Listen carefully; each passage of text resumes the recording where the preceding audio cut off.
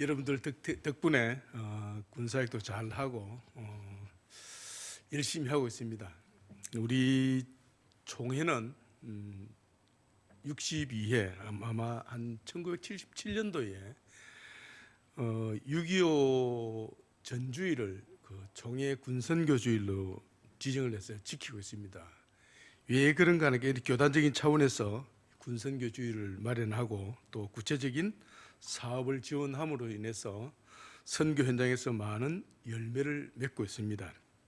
그래 현재 우리 군선교 현장에는 11개 교단에서 파송이 되어서 한 240명의 군목들, 현역들이 있고 한 600명의 군선교사들, 저와 같은 사람들이 있습니다. 그래서 전군에 한 1000개 정도 교회가 있습니다. 그래서 저희들은 천사교회라고 그러는데 천사개 교회, 1000개 정도 교회를 섬기고 있습니다. 현재 우리 교단에는 53명 군목, 현역 군인들과 또 85명의 군선교사들이 군복음화를 해서 군선교사에게 매진을 하고 있습니다. 그런 가운데 우리 해운대 소중교회가 또 저희 교회를 잘 지원해 주셔서 지난 한 해 동안에 52명의 청년들에게 세례를 베풀었습니다. 많이 안 놀라시는 것 같아요. 이 52명 세례 준다고 죽는 줄 알았습니다. 그 세례 한 명을 주면 한 5만 원이 소요가 됩니다. 그러면 대충 잡아도 5, 25, 250만 원 조금 더 드는데 아이들이 이 세례를 처음에 이제 코로나 기간 동안에 세례를 접촉을 못 하니까 저는 그래도 전군에서 모든 군선교사들이 출입이 정지가 됐습니다. 그럼에도 불구하고 하나님 은혜인지 어쩐지 저는 하루도 빠지지 않고 교회를 갔습니다. 가면서 담장 사이로 지나가는 군인들하고 이야기도 하고, 야, 너 코로나 풀리면은 세례를 받자 약속을 쿡 해놓고 계속 메모를 해놨습니다. 해놓고 작년 1월 1일부터 이제 예배가 재개가 됐는데 예배가 딱 재개되자마자 1월 첫 주일에 세례를 8명을 세례를 줬습니다. 쫙 주고 이제 예전에는 이제 뭐 사람들을 모아서 세례를 이제 며칠 날 세례를 한다 이렇게 하면 세례를 줄 수 있는데 지금은 그럼 다 도망가 버립니다. 휴가 나오면 1순위가 휴가, 2순위가 외출, 외박. 뭐 장로님, 목사님 아들 필요 없습니다. 외출, 외박, 휴가에서는 막 다 무너집니다. 그래서 오늘 다음 주 세례 받자 해놓고 약속을 굳게 약속을 해놓고도 없어집니다. 그래서 이제는 선세례, 후교육, 세례를 받자 그러면은 무조건 세례를 줍니다. 주고 난 뒤에 바로 교육을 시킵니다. 그래서 52명이라는 이 세례를 주면서 1인당 약 한 5만 원 그런 경비가 들어감에도 불구하고 세례를 줬는데 제가 세례를 주고 나면은 어떻게 하는가 하면은 그 다음 주일에 이런 세례 카바에다가 세례증을 이렇게 만들어 줍니다. 제가 이번 주에 줘야 되는데 야 오늘 해운대 소중교회 가서 보여드려야 된다. 다음 주에 줄게 하고 왔습니다. 이렇게 제가 만들어주고 그 다음에 문화상품권 3만 원을 넣어줍니다. 3만 원 넣어주고 십자가 목걸이를 근데 효과가 없을 줄 알았는데 아이들이 1명, 2명 요걸 받으려고 제대하고 나면 뭔가 가져가는 거 참 좋아하거든요. 그래서 또 요걸 굉장히 좋아하더라고요. 십자가 목걸이를. 그래서 물론 좋아하겠지만 요 상품권 3만 원이 눈독을 많이 들이는 것 같아요. 그래서 이런 물질적인 걸 통해서 또 세례를 또 받을 수 있도록 하는 것도 참 중요하다. 그런 가운데 지금 52명 같으면 예전에는 한 곱하기 10, 한 520명 정도의 그런 숫자가 거의 비슷합니다. 그래서 한 명 한 명 예전에는 세례를 받으라 그러면은 예 알겠습니다. 요즘에는 애들이 MZ 세대들 자기 표현이 정확합니다. 안 받습니다. 안 합니다. 다음에 하겠습니다. 좀 괜찮은 애들은 생각 좀 해보겠습니다. 이 정도까지 이야기를 하죠. 그래서 아무튼 여러분들이 큰 기도해 주시고 또 물질로 해 주심에 너무 감사를 드립니다. 그래서 오늘날 한국교회는 이 청년들의 전도가 굉장히 어렵습니다.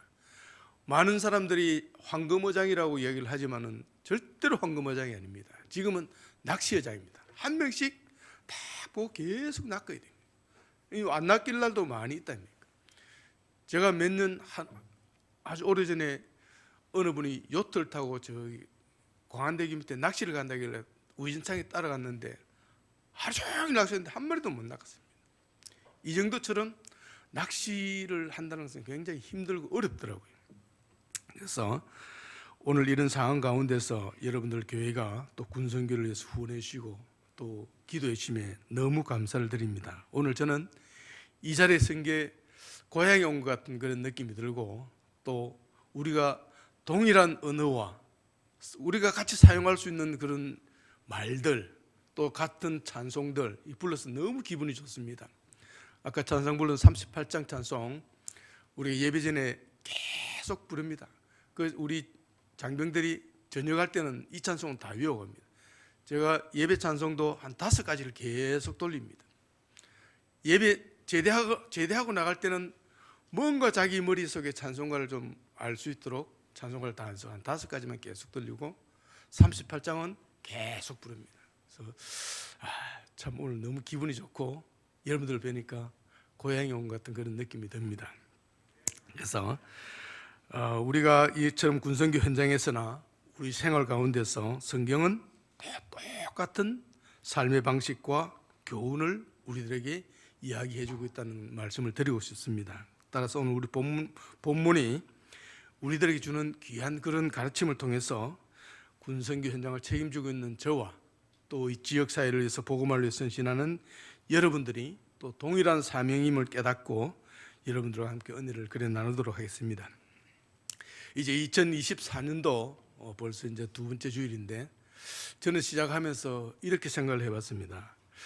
2024년도는 나는 과연 어떤 모습으로 살아갈까 이런 생각을 해봤습니다.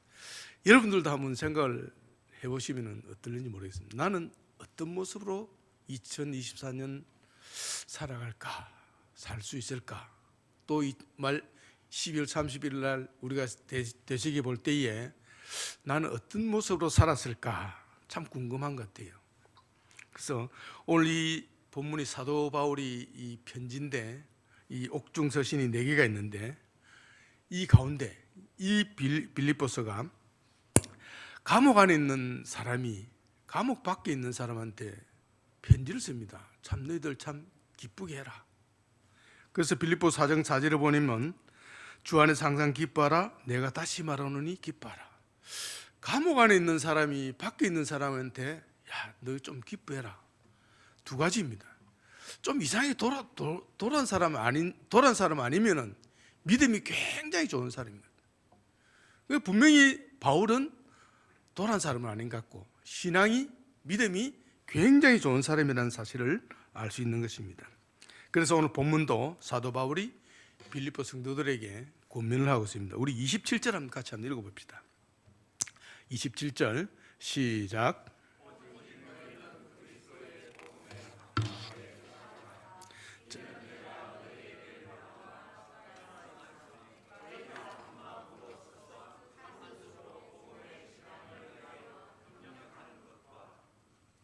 자, 오늘 제목도 복음에 합당하게 생활하라는 이 본문도 이렇게 나옵니다. 그래서 예수 그리스도의 복음을 듣고 믿고 구원을 받은 그리스도인들은 복음을 전하며 사는 것이 마땅한 생활입니다. 그래서 저도 한번 생각을 해봤어요.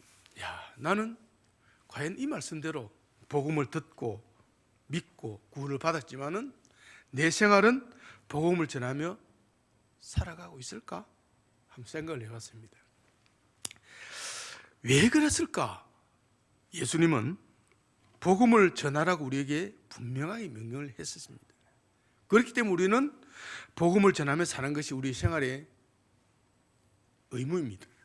그런데 복음을 전하는 것만으로 충분하지 않고 복음대로 살아야 된다는 것입니다. 그래서 저를 가만히 생각을 해봤는데 제가 이제 이 군사역이 이제 14년 차이 됩니다. 이런 가운데 갈등이 왜 없었겠습니까? 처음에 군부대에 왔을 때에 굉장히 좀 자존심도 많이 상하고 야, 내가 신학을 해서 군부대 가서 목회를 해야 되나 이런 생각을 많이 했습니다. 참 교만한 생각을 한 것 같은데 1년 정도 지나니까 또 뭐 큰 교회는 아니지만 작은 교회에서도 청빙이 오고 또 2년 지나니까 청빙이 오고 결국은 이제 다 거절을 했는데 몇 년이 지나고 어느 날 결정적인 곳에 한번 살짝 흔들린 곳이 있습니다. 어느 대학교에서 부산 외국어대학교에서 교수 청빙이 왔습니다. 그때 교육부에서 어떤 정책에 의해서 그런 필요한 그런 시스템이 컨트롤 타워가 필요한데 거기에 맞는 사람이 제가 가장 적합했던 것 같아요. 그래서 청빙이 왔었는데 잠시 고민을 했습니다. 연봉이 한 1억 정도 되고 그 대학교에서 교회에서 수요일 날 부목사로 잠시만 섬기면 되는 그런 아주 좋은 조건이었습니다. 그런데 잠시 흔들렸지만은 아니다. 내가 갈 곳은 거기가 아니다. 거절을 했습니다.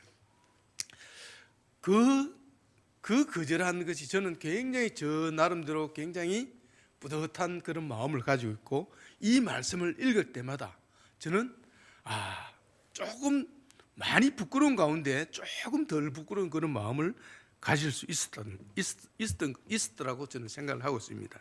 오늘 여기에서 복음에 합당하게 생활하라 이 말은 성경 해석을 해놓은 거 보니까 시민 노릇을 하라.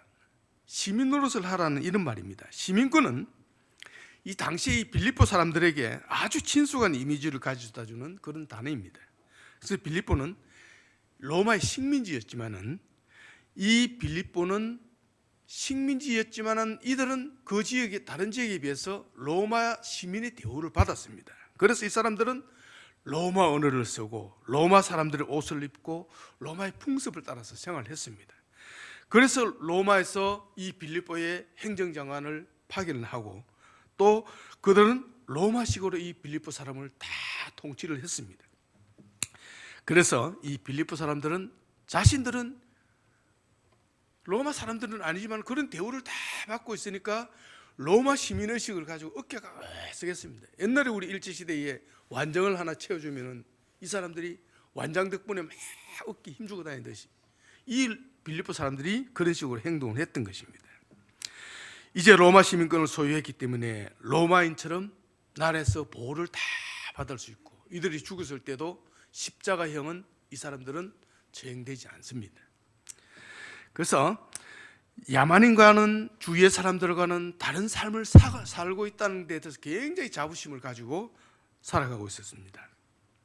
우리 부대에서도 보면은 지금 외국에서 공부하다가 온 친구들이 굉장히 많이 있습니다. 미국이나 캐나다나 호주에서 이런 친구들이 있는데 예전에 보면은 우리들이 미국에 몰래 가서 시민 영주권을 얻으려고 굉장히 노력을 많이 했습니다. 왜냐하면 미국 시민권을 얻으면은 대우받는 것이 많고 1등이라는 그런 것에 대해서 굉장히 자부심을 가질 수 있었던 것입니다. 지금 우리나라에 외국인들이 몇 명이 돌아있을까 제가 조사를 한번 해봤더니 2022년 통계를 보니까 한 220만 명이 돌아있습니다. 이 사람들이 거의 동남아 쪽 사람들 또 아프리카 사람들 이 사람들이 한국 국적을 얻기 위해서 시민권을 얻기 위해서 굉장히 노력을 합니다. 왜냐? 한국 시민권을 얻으면 이 사람들이 받는 대우가 달라지고 의식이 달라진다는 것입니다. 그래서 바울은 지금 이 비유를 들어서 설명하고 있는 것입니다. 너희들이 로마라는 영광스러운 이름에 합당한 삶을 살고 싶어 했던 것처럼 이제 너희들은 복음을 통해서 하늘 시민권을 소유한 그리스도인들은 너희들은 정말 천국 시민답게 살아라 하는 그런 권면을 하고 있는 것입니다. 너희들이 식민지지만은 로마 시민으로 대우를 받고 어깨를 얼썩거리고 살고 있는 것처럼 천국 시민이라는 사실을 가지고 천국 시민답게 좀 살아라 그렇게 권면을 하고 있는 것입니다. 사람들은 그리스도인의 말에 이끌리기보다는 그리스도인들의 그런 삶을 보고 예수를 믿게 되는 것입니다. 굉장히 중요한 것입니다. 우리가 말은 참 잘하잖아요. 믿는 사람들이 예수적인 말 잘한다는 말은 많이 들어봤답니다. 말은 많지만은 그 삶을 보면은 저 사람이 과연 믿는 사람일까? 그런 생각을 할 때가 많이 있다는 것입니다. 군인들이 군대에서 예수를 믿는다고 해서 다른 군인들이 교회를 오지 않습니다. 그 군인이, 그 장병이, 그 용사가 정말 아름다운 삶을, 또 착한 삶을, 정말 쟤는 교회를 다니는 애야 보고 교회를 나오는 애들이 상당히 많이 있습니다. 한 병사가 지금은 전역을 해서 한 6개월이 되었습니다. 광주에 있는 아이인데 어머니도 집사님인데 굉장히 믿음이 좋더라고요. 11조 하는 애, 11조도 하는데 10몇 년 동안 11조 하는 애 처음 봤습니다. 요즘에는 통장으로 돈이 들어오기 때문에 자기가 현금을 가지고 있는 것이 없어요. 그래서 11조를 잘 안 합니다. 뭐 목사님 아들, 장로님 아들 아무 소용이 없어요. 그래서 11조를 계속 하고 헌금을 하더라고요. 이 친구가 전역을 하고 난 뒤에 지금도 주일 되면 2,000원씩 주정헌금을 보냅니다. 온라인으로. 자기가 알바를 해서 돈을 벌면 11조를 보냅니다.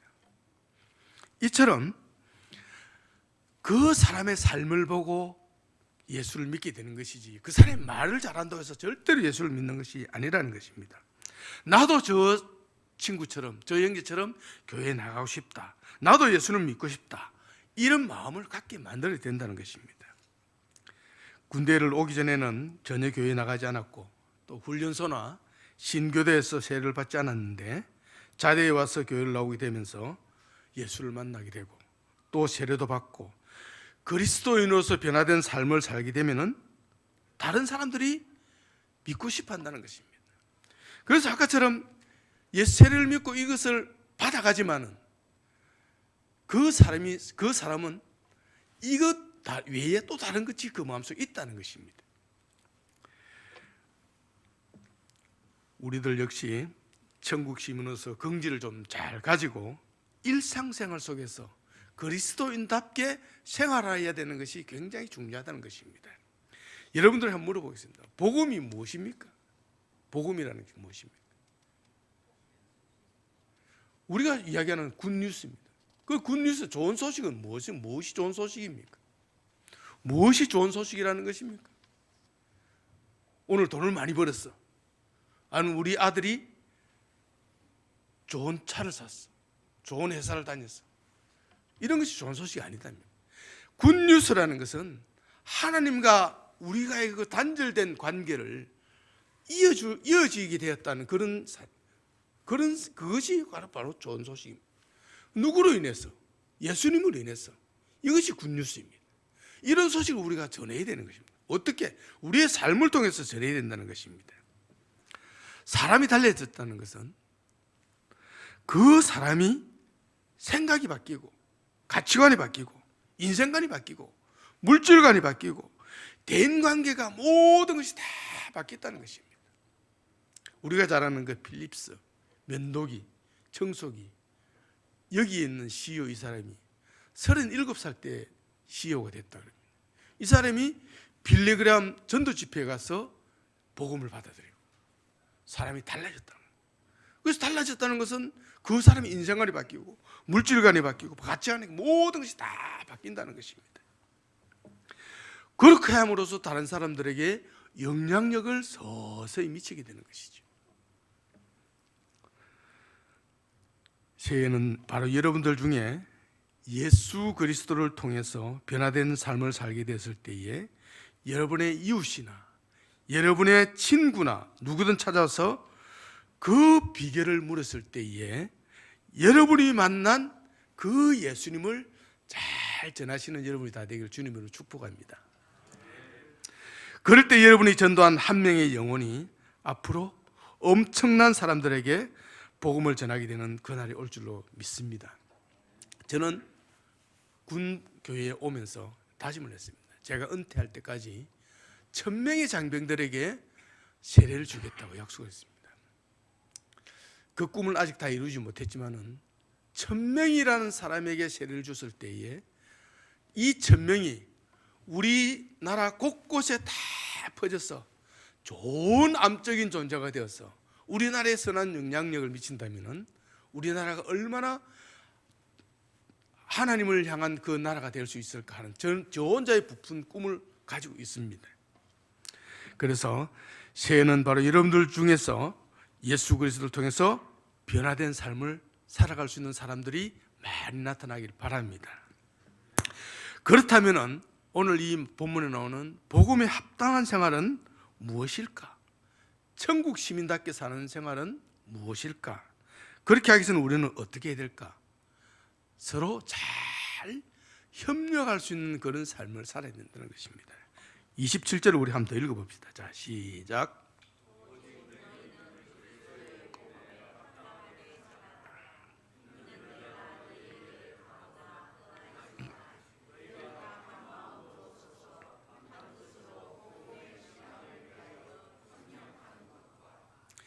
서로 협력하라 했는데 협력하라 그랬어요. 서로 잘 협력하라.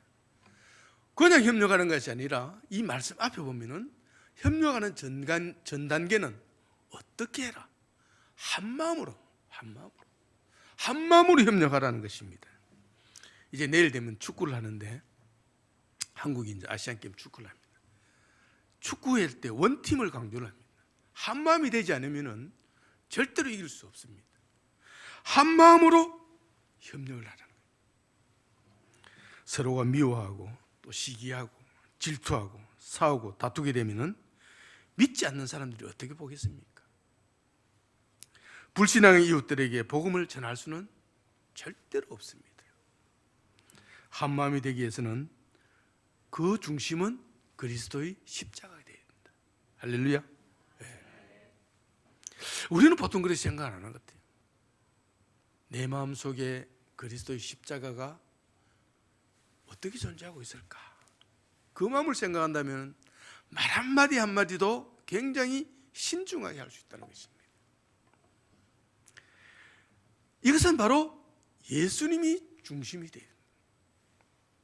예수님을 중심에 두고 한 마음으로 똘똘 뭉쳐야 된다는 것입니다.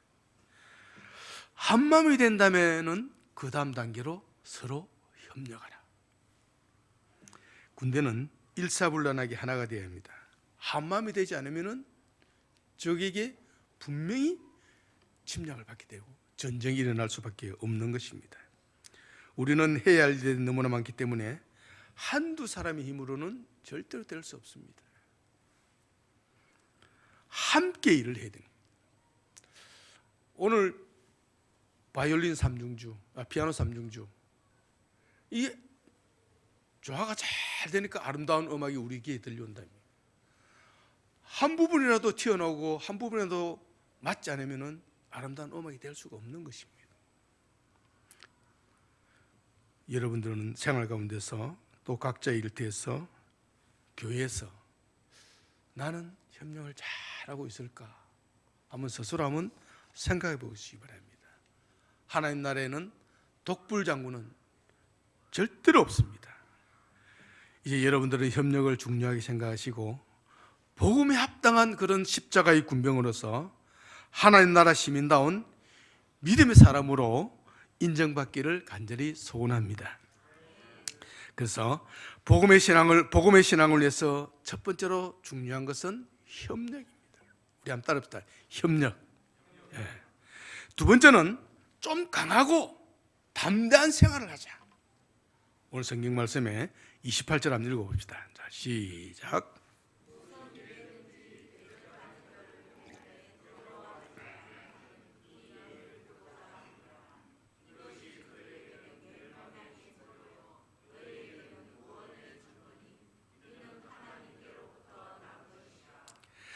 2024년도는 이것이 참 필요한 것 같아요. 우리는 천국 시민으로 하겠습니다. 천국 시민은 무슨 일이든지 두려워하지 말아야 된다는 것입니다. 우리 2024년 살아가면서 이 마음이 좀 절대적으로 필요한 것 같아요. 왜냐하면 그것이 우리에게는 구원을 받았다는 증거입니다. 그래서 순교를 하고 담대하게 나아갈 수 있다는 것입니다. 따라서 천국 시민들은 사람을 의식해서 위축되지 말고 담대하게 그리스도의 복음을 전할 수 있어야 된다는 것입니다. 제가 한번 어떤 영상을 보다가 저기 프랭크 제너라는 그 분의 그 영상을 한번 봤는데 40년 동안 호주 그 할아버지인데 40년 동안 노방전도를 계속 하면서 15만 명에게 전도의 결실을 거뒀다고 합니다. 그분이 이런 말을 적어놨습니다. 제가 영어 발음이 별로 좋지 않습니다. 한번 해석을 해보십시오. Excuse me, sir. 선생님. 선생님. Excuse me, sir. Are you saved? 구원을 받았습니까? Are you saved? 그 다음에 If you died tonight. 만약 여러분이 오늘 저녁에 죽는다면은 Are you going to heaven? 천국에 가시겠습니까? 요 딱 세 줄. 구원을 받으셨습니까? 오늘 밤에 죽는다면은 천국에 갈 자신 있습니까? 여러분 어떻게 대답하겠습니까? Are you going to heaven? 아무도 대답 안 하시네. 여러분 천국 갈 수 있습니까? 제가 이 영어를 세 개를 크게 적어서 영어로만 적어서 교회 벽면에 바깥에 크게 붙여놨습니다. 장병들이 PX를 가고 연병장을 가고 가는 길목입니다. 사단장님도 그거 가면서 또 저 철자 맞나? 다 맞아요. 계속 봤습니다. 그 아이들이 처음 영어를 적었는데 뭐 엔간한 건 다 아니까 쉬운 영어니까 다 오며 가며 다 계속 봤어요. 물어봤습니다. 너는 오늘 죽으면 천국 갈 수 있겠어? 자신 없는데요. 계속. 여러분 구원 받았습니까? 대답 한번 해보십시오. 네. 오늘 밤에 죽는다면은 천국을 갈 수 있겠습니까? 자신 있습니까? 안 믿는 사람들에게 이런 말을 전하면은 내 삶이 복음에 합당한 생활을 살고 있는 사람이 이런 말을 전하면은 그 사람은 당장 교회를 안 뛰어나오겠습니까? 구원받은 사람은 두려움이 있지만은 그 두려움을 극복할 수 있는 믿음과 용기가 있다는 것이에요. 여러분들 복음에 합당한 사람이 되면은 절대로 두려워하지 말고 담대하게 앞으로 나가셔야 됩니다. 그런 여러분이 되길 바랍니다. 예. 뒤로 물러서면은 믿음의 실패자가 될 수밖에 없다는 것입니다. 담대한 마음으로 두려움을 뛰어넘어서 대적자와 싸워서 반드시 승리하시길 바랍니다. 그래서 우리가 복음을 위해서 우리 생활 가운데 고난도 받아야 하는 그런 생활입니다. 29절 한번 읽어봅시다. 자, 시작.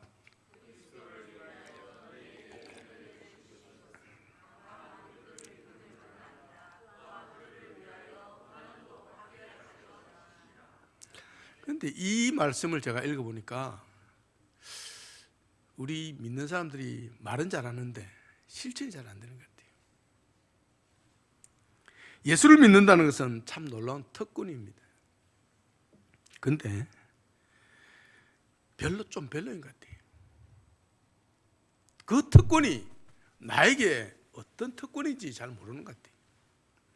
세상에 사람이 많지만은 그리스도에 속한 사람은 많지 않다는 것입니다. 그런 가운데 내가 하나님의 은혜로 참된 그리스도인이 되었다는 것은 놀라운 특권이라는 것입니다. 그래서 그리스도를 위해서 고난받는 것도 특권이라는 것입니다. 믿습니까? 진짜로요? 우리가 좀 편안하게 살기를 원하지 고난을 받는 것을 좀 싫어하는 것 같아요. 저는 이 군부대에 있으면서 일반 교회는 예를 들어서 뭐 목사님한테 어느 집사님이 괴롭히는 사람이 분명히 있을 겁니다. 대한민국 교회에 없지 않겠습니까? 그죠?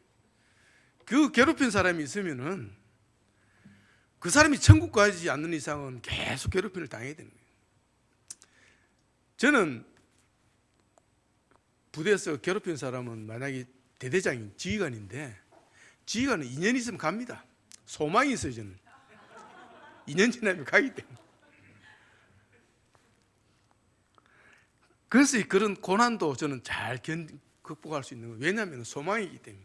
2년 지나면 딱 2년 동안 내가 안식년자 생각하면 굉장히 소망 있고 그런 고난도 잘 견뎌낼 수 있습니다. 농담이지만은 우리가 고난을 받는 것도 특권이라는 사실을 잘 생각하시기 바랍니다. 우리가 2024년 과연 어떻게 살아갈까 제가 초반에 이야기 말씀드렸는데 분명히 여러분들에게도 큰 고난이 닥칠 겁니다. 그런 고난을 맞았을 때 나는 어떻게 할까?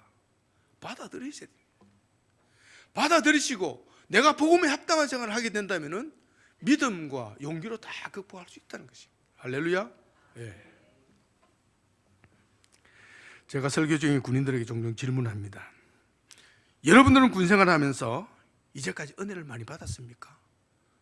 그런데 이 말을 잘 못 알아들어요. 여러분들에게 한마디 하면 아멘으로 대답하잖아요. 멍청한 눈만 끔뻑끔뻑하고 있습니다. 그래서 설교하기 어려워요. 말을 계속 전부 다 풀어서 설명을 다 해줘야 됩니다. 그리고 그 은혜를 받고 구원을 받았습니까? 더 모릅니다. 축복받았습니까? 모릅니다. 이제는 여러분들 고난도 받으시기 바랍니다.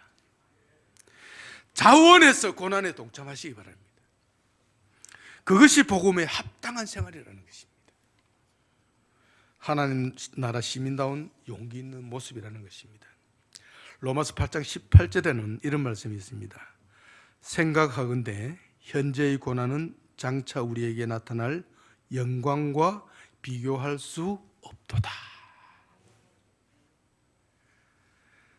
현재 나에게 주어진 고난은 장차 우리에게 나타날 그런 영광과 비교할 수 없다. 얼마나 기쁩니까? 2024년 이제 벌써 10일이 지났습니다. 이제 이기적인 그런 욕심을 좀 다 내려놓고 은혜 받은 사람답게 복음에 합당한 십자가 군병인 해운대 소중교회 여러분 다 되시길 바랍니다. 예. 여러분들 한번 물어보겠습니다. 구원 받으셨습니까? 오늘 밤에 여러분들이 죽는다면 천국에 갈 자신 있습니까?